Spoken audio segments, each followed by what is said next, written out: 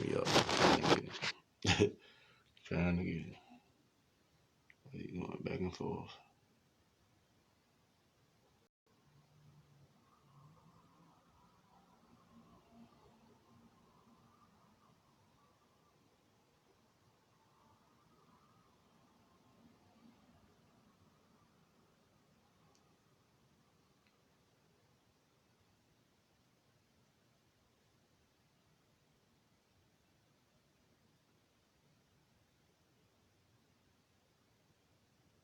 There we go. There you go, brother.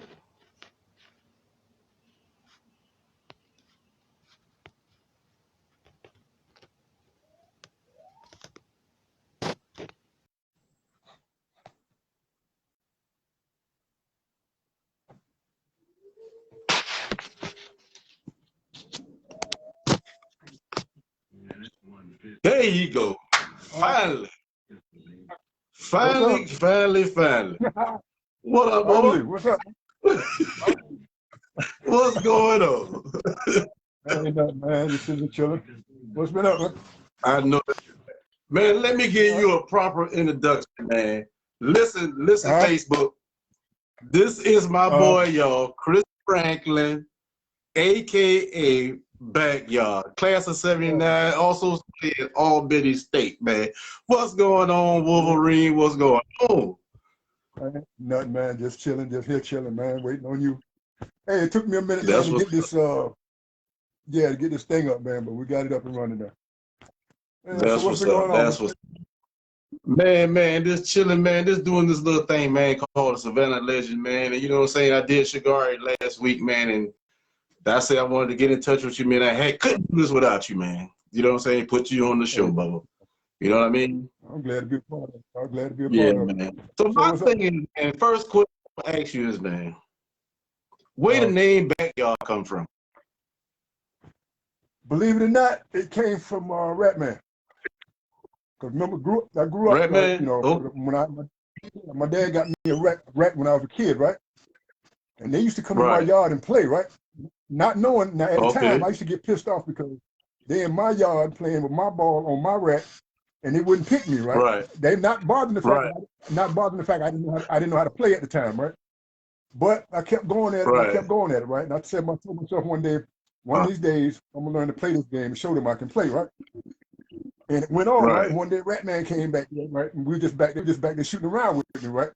And he said, I'm gonna call you the Backyard Kid from now. And it stuck. Okay. That's what's up. Man, let me ask you another question too, man.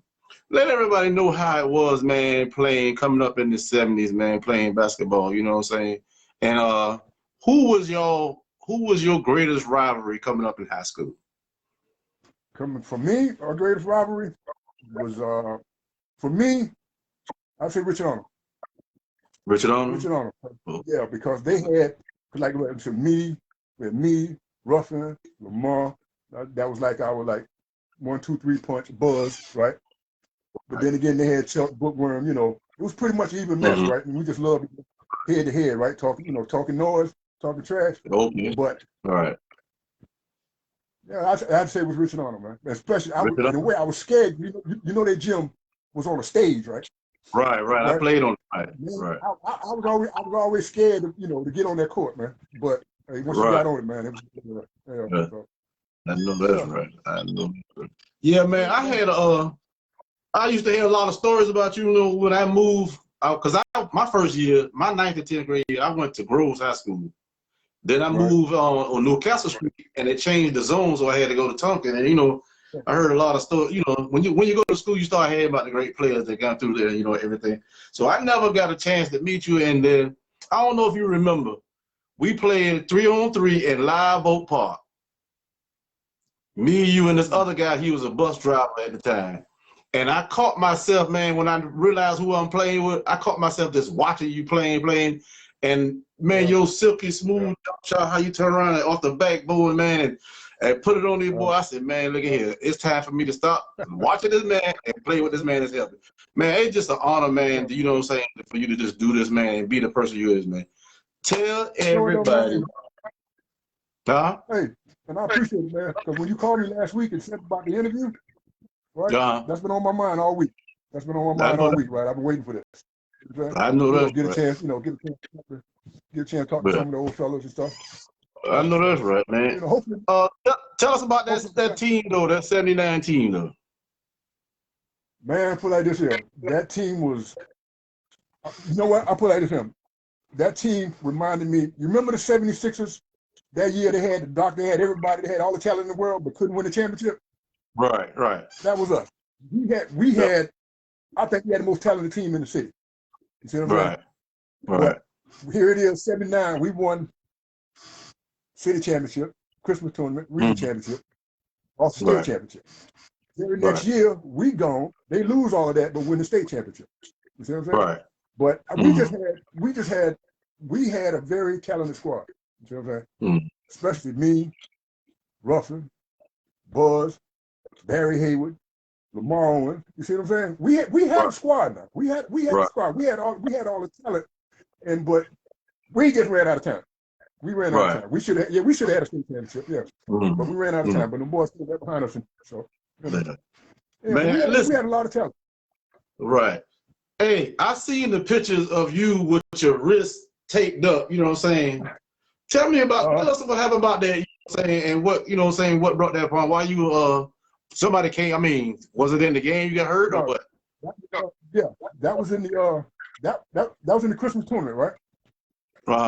We were playing Groves High School. All right. Halftime, I realized I ain't had a dunk in the game yet, right? So starting the third quarter, Lamont stole the ball. We going down the court. I called him. He gave it to me. I went up. When I took the ball, I looked down. Eric Davis running under me and took my feet, right? No. So I had a choice. Either I'm going to land on my face or I'm going to land on my hand. I put my hands down, right? Now, that picture you saw, right? Okay. Right. I broke my left arm, fractured the right one, right? Now, that night, that was the championship game, the Christmas tournament. That was the championship game. I wasn't going to go to the game. I was going to stay home. Right. And anyway, this guy named Pappy, he used to work at, he used to be one of the trainers for the football team. He came by the house and got me, right? It was at the National Guard Army. And what shocked me was when I walked in the stadium, everybody stopped. They stopped the game. Everybody stopped, saw me, stood up and started clapping. Man, I couldn't believe it. Right? And then when they announced that I was the most valuable player, I was, what? I only played in 1.5 games. How? And I found out it was because of points. I had more points than everybody else, right? Okay. And guess what? I only beat Buzz out by 2 points. I beat Buzz out by 2 points. So, but that surprised me, man. When I walked in there and I saw that, everybody stopped. When they saw me and just started clapping, man, and started cheering, I was like, oh, you got to be kidding me, right? Okay. I know that was a wonderful feeling, brother. That was one of the most surreal moments of my high school career. Okay. Yeah, I know that. You know what? As a matter of fact, I looked at that picture the other day, man. Yeah. I looked at that picture the other day. Yeah, man. And when I was talking to Buzz about it one day, right? He said, look at the face, look at the face Kenny Holmes was making, right? He was mad as hell. You can look at the picture, he was mad, right? Here, this guy ain't even playing. He got 2 casts on his arm, and he's the most valuable player.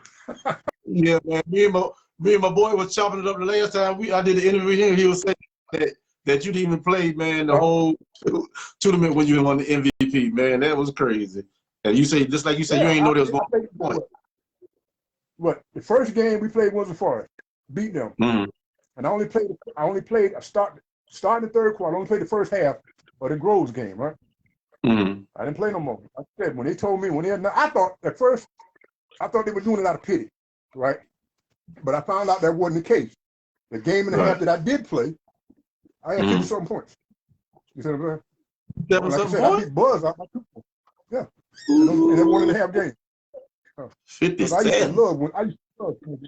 I played him. We played at Windsor Forest gym one day, right? We get there. There's this little kid out there. We got there early. So there's this little kid out there on the floor, right? Now we walking on the sideline. I'm standing right in front of the bench. The ball came over, right? Then I just grabbed it and tossed it up. It hit nothing but net. I heard somebody say, oh, there you go, he on, right?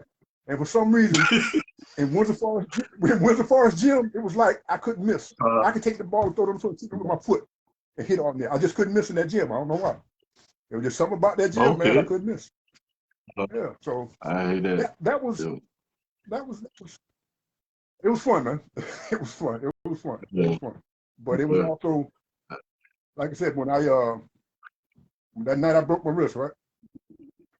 I came home that next day. I woke up. My mom said, "Somebody here to see you," right? I come in the living room.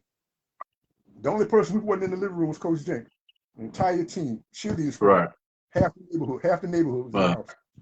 You know what I'm saying? And then I realized this many people actually like watching me play. See what I'm saying? So it was an experience, though. It was. I know it. I know it. Just like I said, it was an experience to playing with you, brother, and I appreciate it. You know what I'm saying? And another question I want to ask you, man. Who was back in your era? Who was you seen had the complete game besides yourself? Who had a complete game? That boy Reggie Kendall from Windsor Forest. That boy guy from Windsor Forest. Reggie Kendall.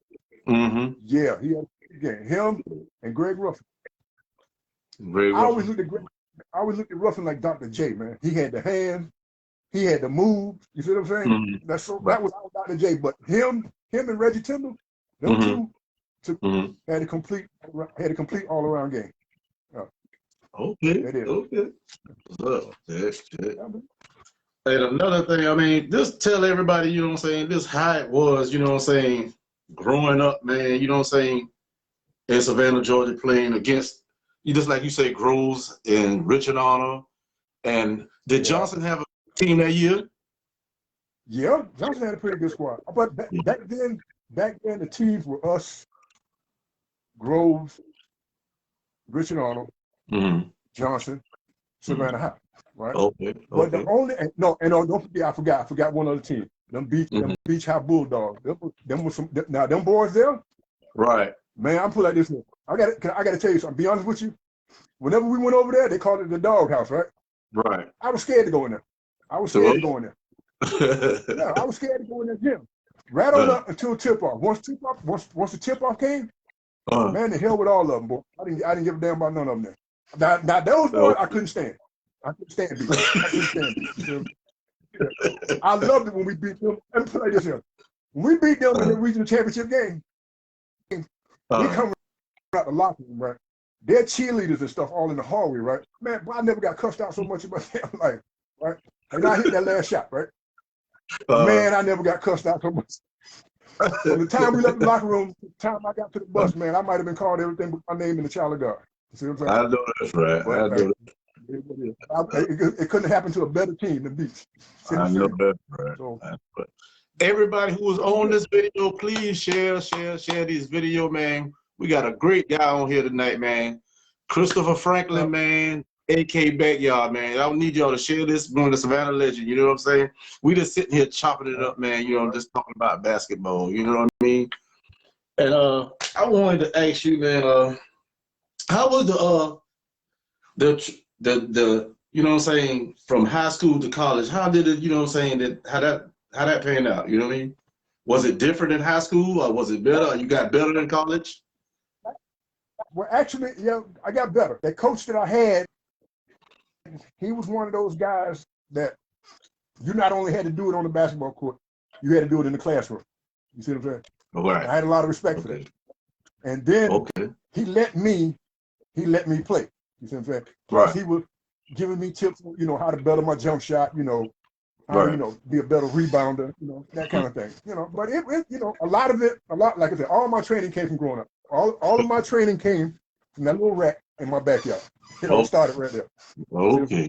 I wouldn't change not one single day at every game I done played. You see what I'm saying? And all of that, you know, I took right. Plus, you know, having a coach that wanted to see you do better. Yeah, it was okay.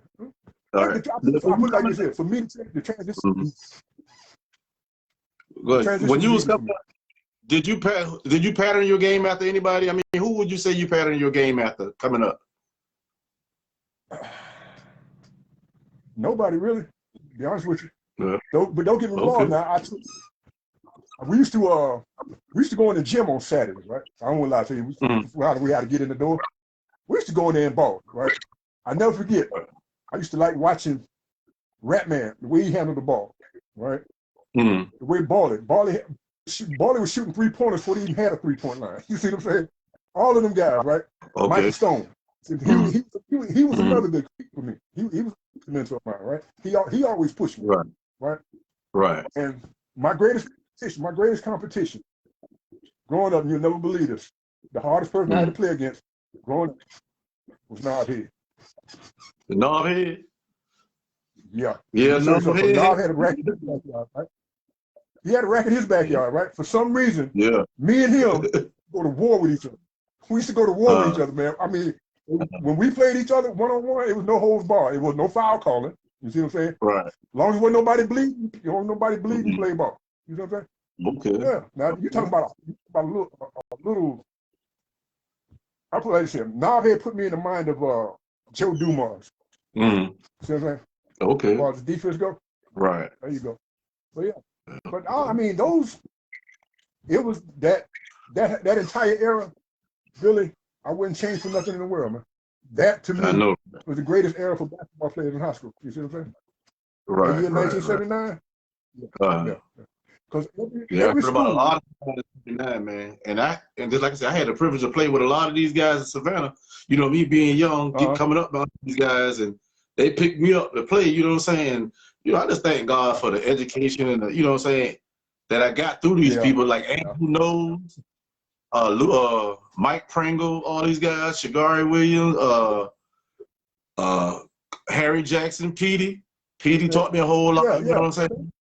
Man, these guys, man, coming up in field home, man, taught me a whole lot because that's what all about back then was sports. You know what I'm saying? That's all we had. You know what? You know what I'm saying? And guess what? And you're right. That's all we did. I used to tell people in my neighborhood growing up, if you didn't know how to play basketball, if you didn't have a job, you was on a basketball court. That's right. What that's what it was. Especially summertime. You know, playing ball. Hey, I want to I want to make you laugh at this here. You remember the May Street Y, right? May Street Y, right? Okay, they used to have a summer league over there, right? You remember Bo Levette? Yeah. Okay, Bo was running that, right? We go in there one day, me, Bookworm, Chucky, Hawkeye. I put this here. We had like 6 or 7 of the great best players in high school that year, right? We go in there with our money and our team, right? Bo Levette looked at the list. He told us, man, y'all done lost your damn mind. Y'all ain't finna stack this deck in here. So we couldn't play. He told us we couldn't play, man. He told us, y'all, man, y'all done lost your mind, man. Y'all ain't finna stack this deck. He didn't lie though. Huh? That was a dream team, man. You can call it that. Yeah, that was Savannah dream team. He would not let us play. He would not let us play. Hey, we wouldn't have lost. You see what I'm saying? We wouldn't have lost. I know it. But he looked at us and said, man, y'all done lost your damn mind. He gave us back the sheet, gave us back our money, so y'all go find somebody else to do that with. So that's it. Man, you had to be there. You had to be there to see it though, man. Yeah. Hey man, you Hawk and all y'all. Ooh, no.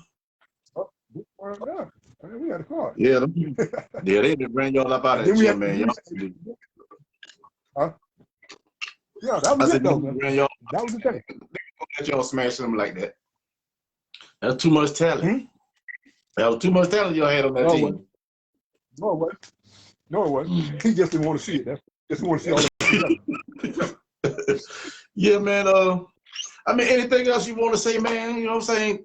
To the young people, man, you know what I'm saying, who out here trying to hoop, man, but they, you know what I'm saying, they need some guidance, man. You know what I mean? In other words, let them hear from a legend. You know what I'm saying? How you put in your work ethic, you know what I'm saying?